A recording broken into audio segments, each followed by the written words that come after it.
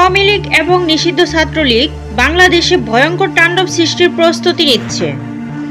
চিন্ময় কৃষ্ণের আড়ালে আওয়ামী লীগ এবং নিষিদ্ধ ছাত্রলীগ নানা রকম ষড়যন্ত্রমূলক কাজ চালিয়ে যাচ্ছে।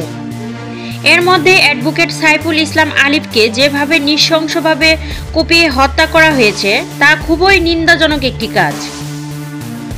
অপরাধী হিসাবে যে 6 জনকে ইতিমধ্যেই সরকার শনাক্ত করেছে তাদের অবশ্যই উপযুক্ত বিচার হওয়া উচিত। সাইফুলের রক্তের সঙ্গে যদি বেইমানি না করা হয় তাহলে বুঝতে হবে আওয়ামী লীগ এবং নিষিদ্ধ ছাত্রলীগ বাংলাদেশে একটি তাণ্ডব সৃষ্টির জন্য প্রস্তুতি নিচ্ছে এবং অবশেষে তা কার্যকরও হয়েছে। মূলত যারা দাঙ্গা লাগাতে চায় তারাই সনাতন ধর্মাবলম্বীদের বিরুদ্ধে হিংসা ও ঘৃণা ছড়াচ্ছে।